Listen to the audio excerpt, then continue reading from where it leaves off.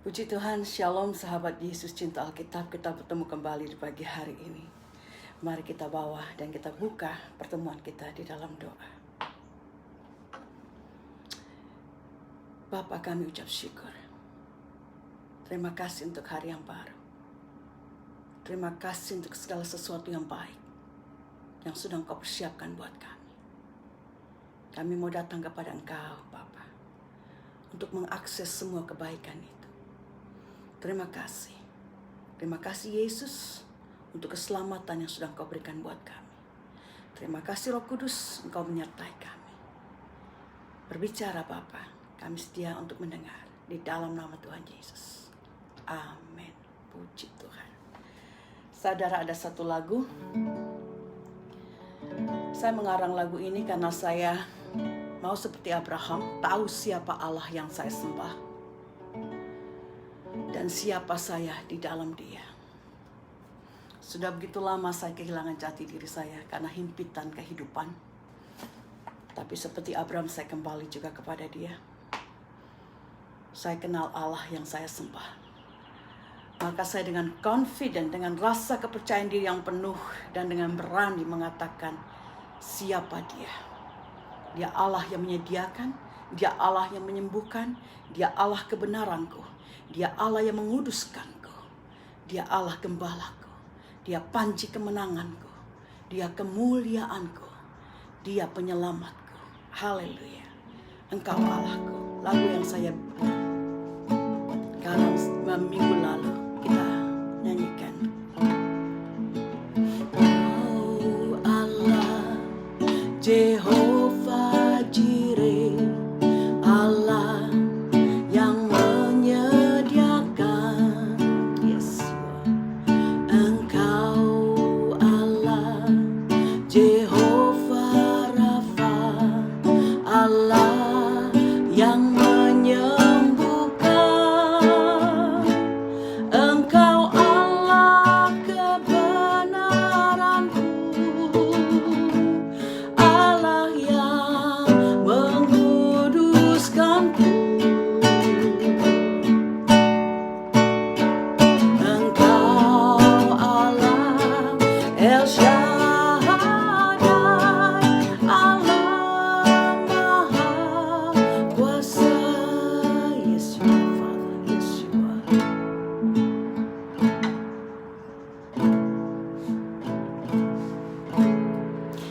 Saudara, have to take a break untuk mengingat kebaikan Allah yang luar biasa. Oh, Dia Allah yang luar biasa. Mari kita nyanyikan sekali lagi.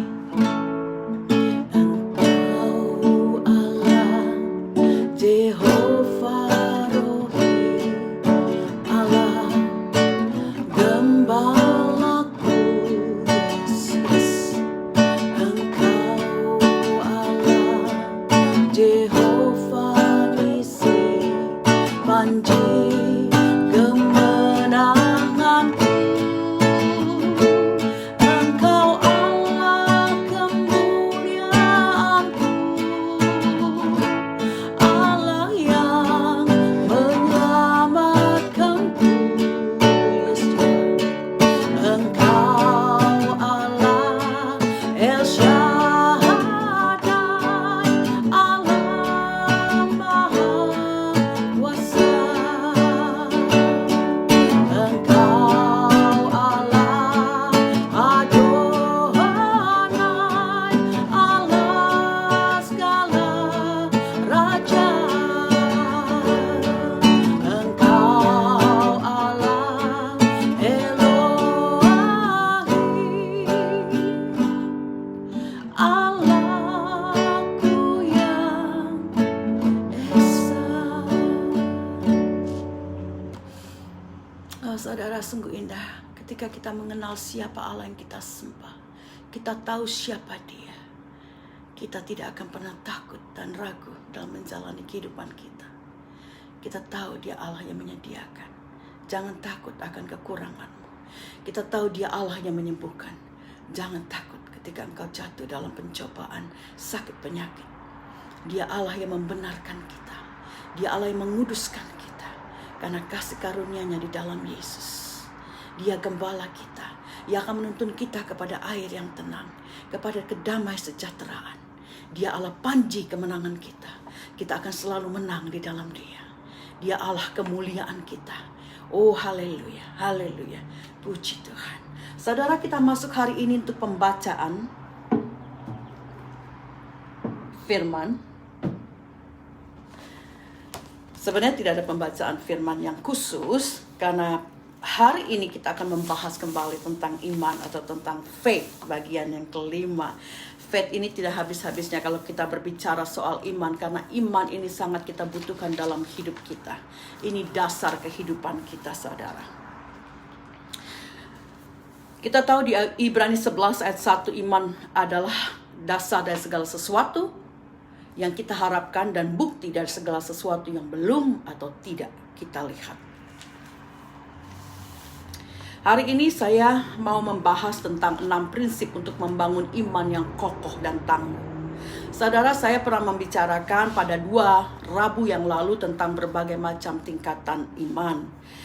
Kita akan fokus pada 2 hal waktu itu, ya, ada iman yang kuat atau strong faith dan juga iman yang kokoh atau great faith. Saya sudah kasih contohnya waktu itu untuk strong faith atau iman yang kuat. Itu contohnya adalah Abraham yang percaya dengan sungguh akan janji Allah. Tahu siapa Allah yang dia sembah. Dia percaya bahwa anak satu-satunya yang dia dapatkan pada masa tuanya, yaitu Ishak, yang Allah suruh untuk dikorbankan. Abraham percaya dia tidak akan mati sebagai korban persembahan anak ini. Ataupun kalau Ishak mati, dia mempunyai kepercayaan Allah masih mempunyai jalan bagi dia untuk membuat dia bapa segala bangsa, yang dikatakan keturunan akan seperti bintang di langit atau seperti pasir di laut. Ini iman yang kuat, iman Abraham. Dan contoh dari great faith adalah contoh murid-murid Yesus dan rasul-rasul dalam perjanjian baru. Seperti Petrus dan Paulus yang melakukan sama seperti yang guru mereka lakukan, yaitu Yesus. Mereka memperkatakan iman mereka, mendeklar apa yang mereka mau terjadi. Dan perkataan itu disertai dengan iman. Dan itu pun terjadi. Great faith, apa yang kau perkatakan terjadi. Nah, 6 prinsip untuk membangun iman yang tangguh dan kokoh ini kita bahas hari ini. Akan banyak mengambil firman Tuhan dari kitab perjanjian baru, karena iman yang tangguh dan kokoh ini akan melibatkan nama Yesus di dalamnya. Dalam perjanjian lama, iman yang kuat, strong faith, Abraham waktu itu belum ada Yesus, jadi beda dengan great faith. Cerita di dalam perjanjian baru di mana Paulus dan juga Petrus dan murid-murid rasul-rasul yang lain juga melakukan mukjizat dengan menggunakan nama Tuhan Yesus. Saudara, prinsip pertama yaitu know the reality of God's word. Kita tahu realitas dari firman Tuhan. Apa realitas dari firman Tuhan yang kita tahu, saudara? Secara pribadi saya tahu bahwa firman Tuhan dapat dipercaya. Firman Tuhan dapat diandalkan. Firman Tuhan itu ya dan amin. Dan firman Tuhan itu adalah Allah sendiri. Itu realitas dari firman Tuhan yang saya percayai. Semoga kita mempunyai pandangan yang sama. Di Yohanes 1 ayat 14 dikatakan bahwa firman itu telah menjadi manusia, yaitu Yesus. Jadi Yesus itu pun, dia sendiri pun adalah firman Allah. Dan di dalam dia, di dalam firman itu dikatakan ada jalan, ada kebenaran, dan ada kehidupan. Dan dalam Ibrani 4 ayat 12 mengatakan bahwa firman Allah itu hidup dan kuat dan lebih tajam daripada pedang bermata dua. yang dapat memisahkan jiwa dan roh, soul and spirit. Dan firman Allah itu juga sanggup membedakan pertimbangan-pertimbangan dalam pikiran kita dan juga maksud dari hati kita. Saudara, mari kita tanyakan, apakah firman Tuhan itu engkau pegang kuat dalam hidupmu? Apakah engkau benar-benar percaya akan firman-Nya? Apakah engkau benar-benar mengandalkan firman Tuhan dalam setiap segi kehidupanmu? Dalam segala ujian dan pencobaan yang engkau alami. Apakah engkau pegang firman Tuhan, mempercayainya dan melakukannya? Kita ingat saudara, firman itu adalah Allah sendiri. Kalau kita percaya kepada Allah, kita percaya kepada Yesus, tapi kita kurang percaya kepada firman-Nya, berarti itu tidak benar. Karena firman Allah adalah Allah sendiri. Jadi kalau kita percaya kepada Yesus, kita seharusnya juga percaya kepada firman-Nya. Jadi itu prinsip yang pertama untuk membangun iman yang tangguh, yaitu percaya penuh akan firman Tuhan. Firman Tuhan yang kita dapatkan di dalam Alkitab. Kita semua punya Alkitab di rumah. Mari kita makan firman Tuhan. Makan secara spiritual. Jadi jangan membuat Alkitabmu bulukan, abuan, dan juga cuma sebagai pajangan. Tapi buka, baca, makan firman Tuhan. Karena Dia yang memberi kita kehidupan. Ada hidup, ada kebenaran, ada jalan. Karena firman itu adalah Allah sendiri, Yesus sendiri. Prinsip yang kedua, saudara. Prinsip yang kedua untuk membangun iman yang tangguh adalah know the reality of our redemption. Redemption, ya. Jadi tahu realitas dari penebusan yang kita terima. Kebebasan penebusan yang kita terima. Saudara, menebus atau penebusan artinya mengambil kepemilikan dengan membayar harganya. Mengambil kepemilikan dengan membayar harganya. Saudara, satu contoh ya, kalau saya lagi butuh duit, kebetulan saya lagi pulang ke Jakarta, itu saya selalu bawa barang-barang saya, emas-emas kecil saya yang bisa saya gadein untuk, ya kalau di sini kurang, saya bisa ada tambahan untuk jalan-jalan di Indo seperti itu ya, atau juga untuk dibawa balik kembali. Karena di sini harga emas 14 karat dan yang kecil-kecil itu tidak berarti, mereka jatuh sekali kalau di sini kita gadaikan ya. Dan bunganya juga cukup besar, mereka charge 30% per bulan bukan per tahun. That's crazy. Jadi selalu saya kalau mau gadaikan barang-barang emas-emas saya yang kecil itu saya bawa ke Jakarta.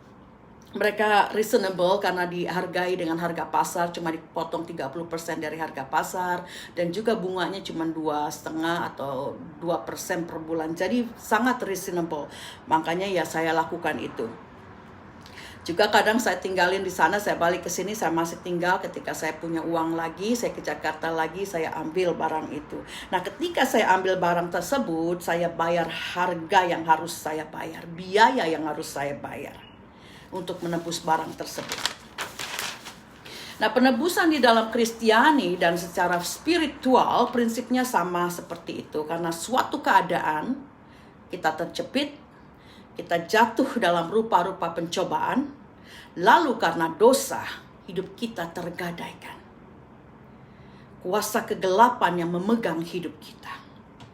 Tetapi ketika Yesus bangkit dari kematian, kegelapan itu pun dipatahkan oleh kuasa darah Yesus.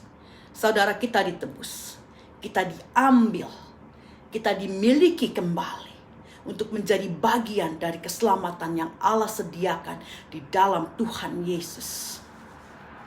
Tuhan Yesus membayar harga.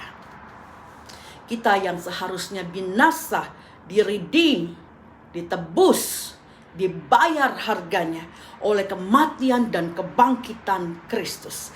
Mari kita baca apa yang dikatakan di 2 Korintus 5 ayat 21. Jesus name. 2 Korintus 5 ayat 21. Saya perlu center lagi.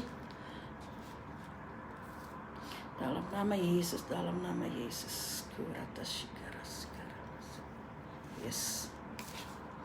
Ayat 21 mengatakan, Dia yang tidak mengenal dosa telah dibuatnya menjadi dosa karena kita, supaya dalam Dia kita dibenarkan oleh Allah.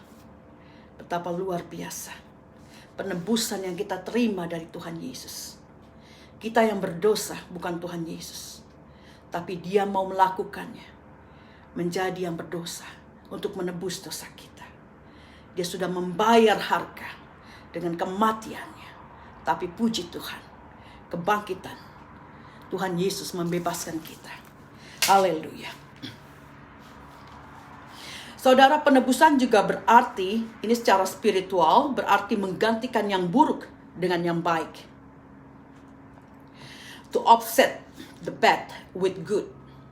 Contohnya saudara, kita dengan penebusan ini menggantikan kekurangan kita dengan kecukupan, bahkan kelimpahan. Begitu banyak janji Allah tentang kecukupan dan kelimpahan di dalam Alkitab. Menggantikan sakit penyakit kita dengan kesehatan dan kekuatan. Saudara juga bisa jumpai. Google saja firman Tuhan tentang janji Tuhan tentang kesehatan di dalam Alkitab. Itu akan datang dan saudara bisa baca. Juga penebusan akan menggantikan duka cita kita dengan sukacita. Menggantikan ketakutan kita, kekhawatiran kita dengan damai sejahtera. Dengan suatu janji yang pasti di dalam Dia. Jadi prinsip kedua untuk membangun iman yang tangguh adalah percaya penebusan yang sudah kita terima di dalam Tuhan Yesus Kristus. Percaya penebusan yang sudah kita terima. Kita percaya. Ketika engkau percaya akan firman Tuhan, engkau percaya akan penebusan di dalam Tuhan Yesus Kristus, imanmu akan terus dikuatkan dan menjadi kokoh. Karena kita semakin tahu siapa kita di dalam Tuhan, di dalam Allah.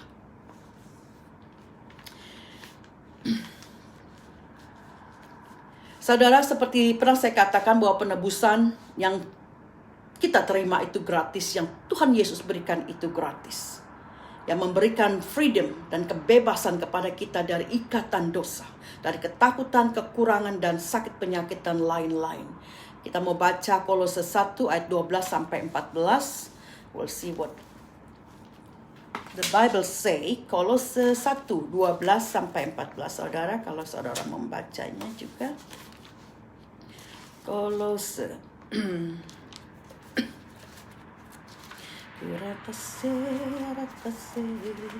Kolose 1, 12, 14. Demikian firman Tuhan.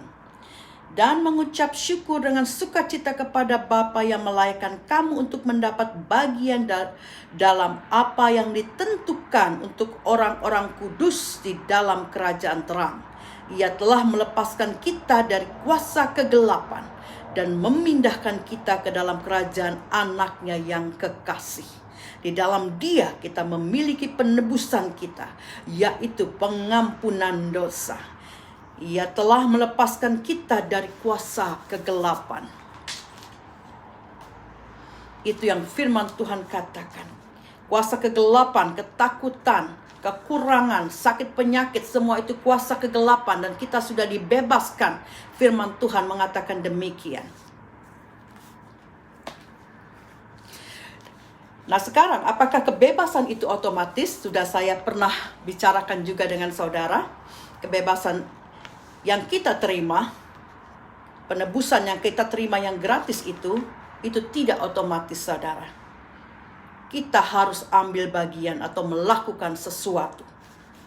Melakukan apa? Apa yang harus kita lakukan? Abide in my word. Tinggal di dalam firman-Nya, firman Tuhan. Itu dikatakan, kita baca Yohanes 8 ayat 31 sampai 32. Yohanes 8 ayat 31 sampai 32. Maka katanya kepada orang-orang Yahudi yang percaya kepadanya, jikalau kamu tetap dalam firman-Ku, kamu benar-benar adalah murid-Ku, dan kamu akan mengetahui kebenaran, dan kebenaran itu akan memerdekakan kamu. Oh haleluya, kita harus tinggal di dalam firman Tuhan. Dan sama seperti dalam Kolose, kita akan dimerdekakan ketika kita tinggal di dalam firman-Nya. Jadi kita mau tinggal di dalam firman-Nya. Abide in my word. Tinggal di dalam firman Tuhan. Jadi saudara, ada sesuatu yang kita lakukan ketika kita sudah menerima penebusan itu. Kita harus tetap tinggal di dalam Dia. Jadi kebebasan dan penebusan itu tidak otomatis. Ada harus sesuatu yang kita lakukan untuk mencapai kepada kemerdekaan, yaitu tinggal di dalam firman Tuhan.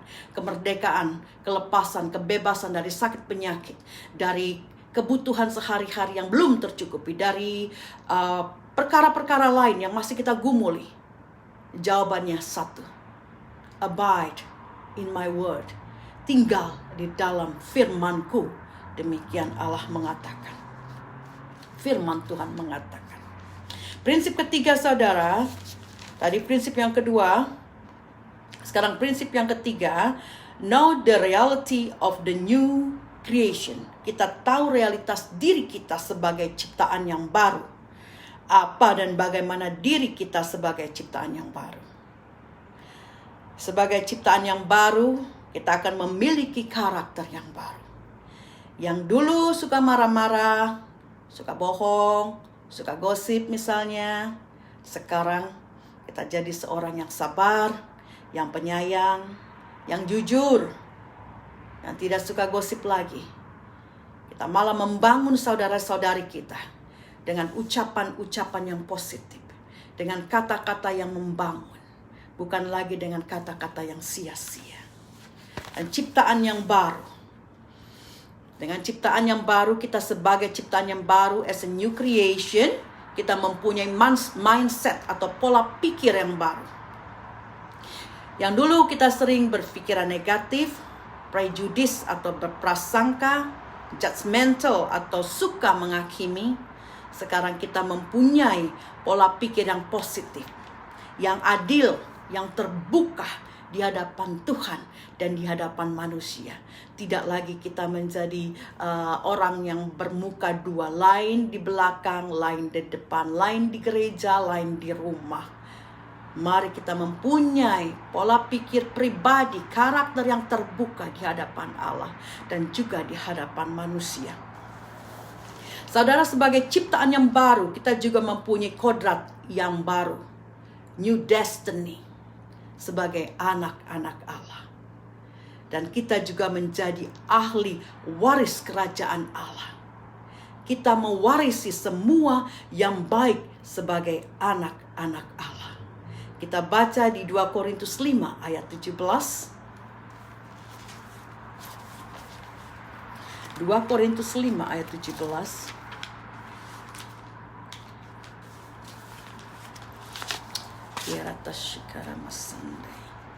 Jadi siapa yang ada di dalam Kristus, ia adalah ciptaan yang baru.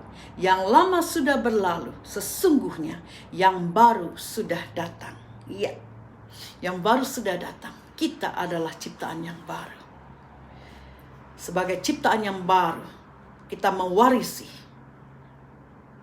semua yang menjadi milik Allah. Karena kita mempunyai status sebagai anak-anak Allah. Apa yang Tuhan Yesus ingin kita lakukan supaya realitas kita sebagai ciptaan yang baru itu bisa terjadi dan menjadi nyata, saudara. Kita teruskan di 2 Korintus 5 ayat 15. Apa yang dikatakan di sana?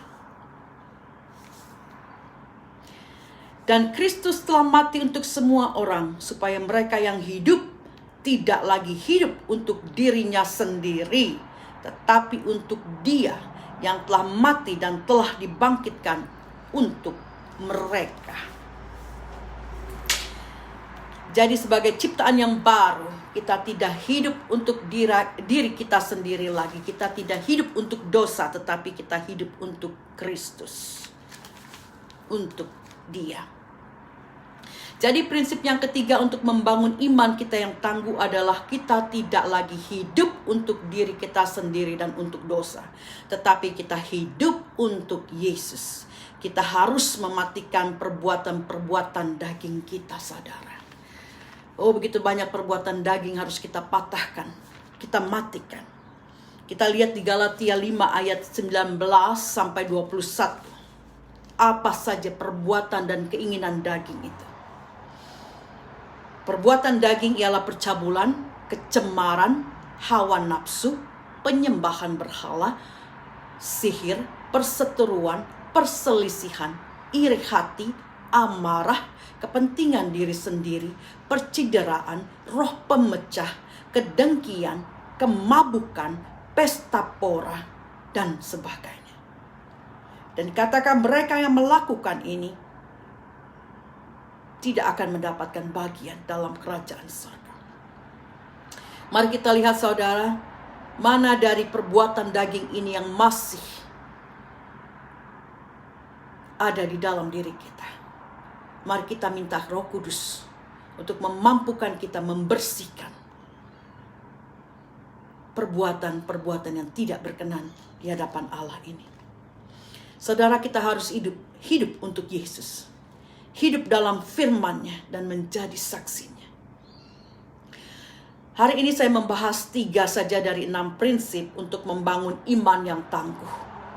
3 lagi akan saya bahas Rabu depan karena terlalu panjang dan terlalu lama kalau semua dibahas hari ini. Dan saudara, saya mau mengingatkan lagi bahwa kita sangat amat memerlukan iman yang tangguh dalam waktu-waktu kita hidup sekarang ini. Di zaman yang semakin mendekati kedatangan Yesus yang kedua kali, saudara. Kita perlu iman ini. Saudara, saya suka menonton khotbah-khotbah dan juga perbuatan-perbuatan mukjizat yang Allah nyatakan melalui seorang hamba yang ada di South Africa, ya. Di Afrika Selatan, yang namanya Pastor Alf Lukau. Dia seorang yang profesinya itu atau nubuatannya itu sangat akurat. Urapan dan hikmat yang Allah berikan kepada dia ini luar biasa. Dalam suatu kelepasan yang dia lakukan, ada seorang yang dia panggil untuk maju ke depan. Dia bahkan tahu nama orang ini. Dan orang ini maju. Dan pastor ini pun membuka semua yang dilakukan orang ini. Dia yang terlibat dalam suatu kelompok okultisme atau ilmu sihir. Dan orang ini mengaku dia sudah membunuh lebih dari 400 orang dengan ilmu sihirnya. Kelompok ini, okultisme group ini, mereka bertujuan untuk membunuh, untuk membasmi orang-orang yang menurut mereka adalah sebagai sampah masyarakat. Jadi pemabuk, prostitusi atau pelacur-pelacur, juga bahkan orang-orang yang cuma ngebut di jalanan menjadi target mereka untuk mereka bunuh dengan magic mereka. Dan orang ini, dia orang Afrika Selatan dan tinggal di sana, tapi dia dibiayai dan dikasih uang oleh masternya. Orang Australia yang menjadi masternya, dia katakan. Dia pun sampai takut kalau dia nanti akan dibunuh dengan magic ketika dia mengatakan itu. Tapi Pastor Alf Lukau mengatakan, engkau diproteksi. Tidak akan ada yang menjamahmu. Orang-orang mereka yang mau melakukan kejahatan terhadap engkau, mereka yang akan menerima tulah itu. Dikatakan itu. Maka orang ini pun berani membuka semua yang dia lakukan. Siapa-siapa yang terlibat di dalamnya. Termasuk orang yang membiayai dia. Yang memberikan dia $100,000 Australian dollar kepada dia. Untuk melakukan hal itu. Pembunuhan kepada orang-orang yang mereka anggap sebagai sampah masyarakat. Dan dia mengatakan ada 11 orang di dalam kelompok ini. Jadi saudara, kita lihat. Alkitab firman Tuhan mengatakan peperangan kita melawan roh-roh dan penguasa-penguasa jahat di udara. Itu sangat tepat, saudara. Banyak hal di sekeliling kita yang tidak bisa kita lihat dengan mata telanjang kita. Yang dapat mengancam jiwa kita. Kita tidak pernah tahu. Banyak roh-roh dan penguasa-penguasa jahat di udara yang dilepaskan oleh orang-orang yang jahat untuk mencelakakan kita, untuk membunuh mereka yang seharusnya kita tarik, kita bawa kepada keselamatan, kepada Kristus. Mereka yang lost, mereka yang tertinggal, yang meninggalkan Tuhan, mereka yang seperti pelacur atau juga seperti pemabuk, seperti pecandu, dan juga orang-orang yang melakukan hal-hal yang tidak benar. Mereka bukan dibunuh dengan magic, tapi seharusnya kita meraih mereka dengan kasih, membawa mereka kepada Yesus, memperkenalkan Yesus kepada mereka. Jadi saudara, ada di dunia ini kita percaya banyak orang-orang yang masih memainkan magic ini untuk kepentingan mereka sendiri, untuk suatu hikmat manusia mereka yang menurut mereka, oh kita rasul-rasul Tuhan, kita membersihkan dunia ini dari yang jahat dengan membasmi mereka yang menurut mereka sebagai sampah masyarakat. Mereka tidak tahu mereka bukan Tuhan. Mereka tidak bisa menentukan siapa yang harus hidup dan siapa yang harus mati. Saudara, jadi kita tahu banyak sekali ketika saya menonton semua banyak di video dari pastor ini, begitu banyak saudara ikatan-ikatan kegelapan, ikatan-ikatan roh jahat yang ada di sekeliling kita yang tidak kita lihat. Jadi kalau imanmu tidak teguh, imanmu tidak kuat, roh itu bisa merasuki engkau. Roh itu bisa mengambil engkau. Jadi hati-hati ketika kita berjalan pun kadang, ketika kita menyupir, ada tabrakan, terjadi kecelakaan, engkau mati. Saudara, mungkin karena kelalaianmu, ataupun ketika engkau sudah berhati-hati, ada roh jahat yang dipakai oleh orang-orang jahat ini untuk mencelakai kita. Saya suatu saat driving, anak saya masih kecil yang masih di car seat, itu saya sudah melakukan yang benar. Saya sudah melihat semua. Saya selalu, kalau memang saya agak ngebut ya, suka-suka speeding dikit. Karena segala sesuatu dalam hidup saya itu hari-hari, cepat, harus jam sekian udah di sini, selanjutnya begini, selanjutnya begitu. Jadi di jalan memang saya harus belajar, saya kurang sabar. Jadi kalau ada orang yang pelan banget, ada 70, dia melakukan 50, saya udah gregetan gitu. Come on, I need to be hurry, I need to be there on time gitu kan. Karena saya orangnya on time, jadi saya nggak mau terlambat. Jadi kalau pasti jalanan kita udah siapkan, 25 menit saya sampai ke sana, saya siapkan 30 menit, tapi ternyata ada sesuatu di jalanan, orang beginilah, orang begitulah, itu gregetan saya ya. Nah saudara, dalam segala sesuatu, sekarang ini kau pelajari, apapun yang kau lakukan, doa. Terus berdoa. Karena itu saya selalu berdoa di dalam bahasa roh pun. Saya tidak tahu apa yang akan terjadi ketika kita menyupir, apa yang akan terjadi ketika kita berjalan, apa yang terjadi ketika kita shopping. Apapun dimanapun saudara, bawa Yesus dengan engkau. Pegang imanmu. Berdoa selalu. Karena begitu banyak roh-roh jahat di udara yang hendak merenggut kita. Begitu banyak orang-orang yang picik pengetahuannya. Orang-orang yang mau menjadi Allah. Menyerupai seperti Allah. Yang melepaskan, bermain-main dengan roh jahat dan melepaskan roh jahat itu untuk mengambil jiwa manusia. Saudara, jadi mari, apapun yang kita lakukan ketika engkau sedang menyupir ataupun melakukan sesuatu, tetap bawa Yesus bersama engkau. Karena kita tidak pernah tahu apa yang ada di dalam udara ini. Roh kejahatan apa yang sudah dilepas oleh mereka. Tapi kalau kita bawa roh Allah, kita ada proteksi. Kita ada perlindungan Roh Kudus. Dan apapun yang hendak menyerang kita akan mental balik kepada mereka. Tidak akan terjadi kepada kita. Oh puji Tuhan. Jadi roh-roh jahat di udara itu real saudara. Karena itu kita harus menerima Yesus. Beriman kepada Dia. Supaya darahnya yang sudah tercurah memproteksi dan menjaga dan melindungi kita. Dan rohnya yang kudus akan memampukan kita menangkal segala serangan si iblis. Kita baca satu ayat sebelum kita akhiri. Lukas 18 ayat 8. Akan tetapi ketika Anak Manusia itu datang, adakah ia mendapatkan iman di bumi? Apa yang Tuhan Yesus cari ketika dia datang kembali? Iman, saudara. Bukan manusia yang bernama iman, tapi iman yang ada di dalam dirimu. Apakah ada iman di bumi? Ada orang-orang yang takut dan beriman sungguh kepada Dia ketika Tuhan Yesus datang kembali. Saudara baca lagi Lukas 18 ayat 8. Haleluya. Puji Tuhan, demikian firman Tuhan saudara. Saudara, saat ini, hari ini saya mau spesial berdoa untuk mereka yang sakit. Mari saudara, taruh tangan saudara yang kiri di tempat yang sakit.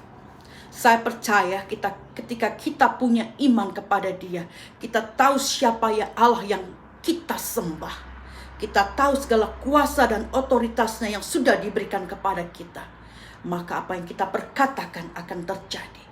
Taruh tangan kiri saudara di tempat yang sakit. Dan tangan kanan saudara kepada Bapa di sorga.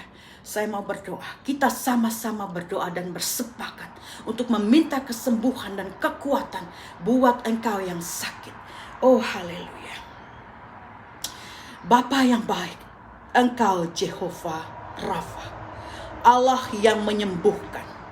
Buka hati mereka Tuhan yang merindukan kesembuhan. Biar mereka terima Tuhan Yesus sebagai Tuhan dan Juru Selamat mereka. Dan kami sepakat. Kami memperkatakan kesembuhan menjadi bagian dari hidup mereka. Tangan kiri mereka taruh di tempat-tempat yang sakit. Ada aliran kesembuhan turun. Karena kuasa darah Yesus. Dengan otoritas yang Allah berikan. Kuperkatakan. Sembuh. Be healed in Jesus' name. In Jesus' name. Percaya saudara engkau sudah menerimanya. Di dalam nama Tuhan Yesus. Aku mau berdoa saat ini untuk Tini. Engkau bangkit. Engkau bisa berjalan kembali. Engkau menjadi sehat. Sembuh. Di dalam nama Tuhan Yesus. Aku berdoa untuk anak Dita. Engkau bangkit. Pegang firman Tuhan. Lakukannya menjadi bagianmu. Kesembuhan menjadi milik. Di dalam nama Yesus. Aku berdoa juga buat Maria. Ada perlindungan. Buat engkau yang terkena COVID. Ada perlindungan Allah. Engkau tidak akan mati. Engkau percaya. Engkau percaya engkau sembuh. Dan itu jadi sesuai dengan iman. Di dalam nama Tuhan Yesus. Di dalam nama Tuhan Yesus. Nama yang kuasa. Nama yang penuh kuasa. Oh haleluya. Kami terima. Terima kasih Bapa. Amin. Terima kasih saudara. Saya percaya kesembuhan, kesehatan menjadi milik engkau. Ketika engkau percaya akan kuasa Tuhan Yesus. Di dalam nama Tuhan Yesus, Dia memberkati. Amin.